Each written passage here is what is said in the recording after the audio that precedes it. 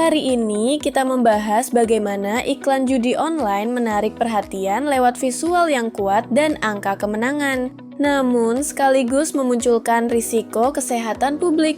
Studi ini menawarkan pendekatan pengukuran yang lebih presisi untuk membaca persepsi publik, lalu menerjemahkannya menjadi strategi kebijakan dan komunikasi. Banyak penelitian masih menggunakan skor ordinal ala classical test theory. Masalahnya, item bisa berfungsi berbeda pada kelompok yang berbeda, sehingga perbandingan bisa bias. Sementara itu, regulasi sering tertinggal dari inovasi iklan digital.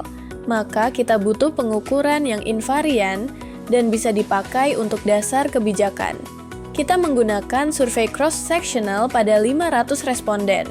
Komposisi gender relatif seimbang.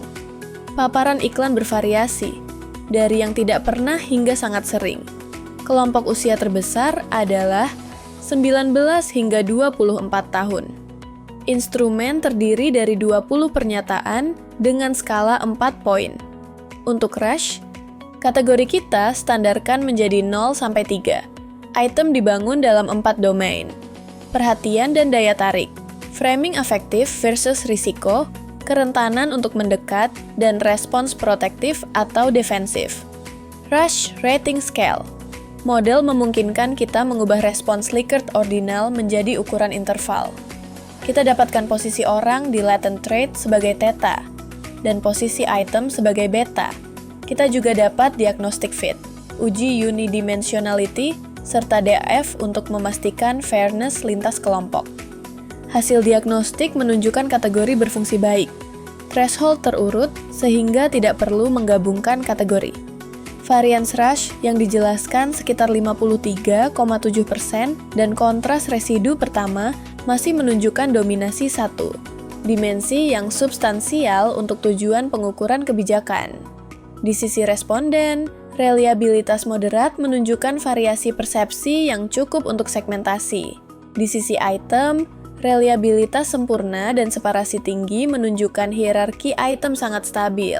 Persepsi bahaya untuk remaja dan potensi menyesatkan cenderung mudah disetujui, sedangkan ketertarikan pada angka, animasi, dan maskot terkalibrasi lebih ketat.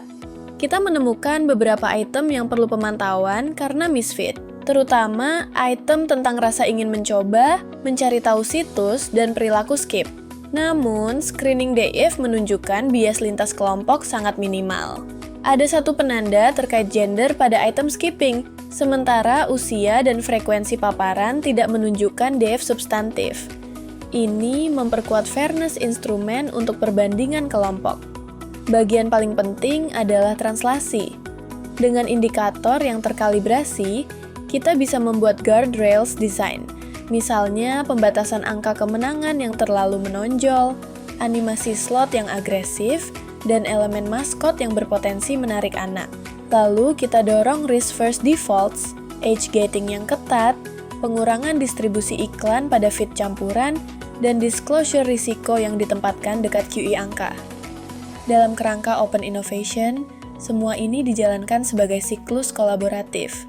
Data dibagi, kebijakan diuji, dievaluasi, lalu disempurnakan.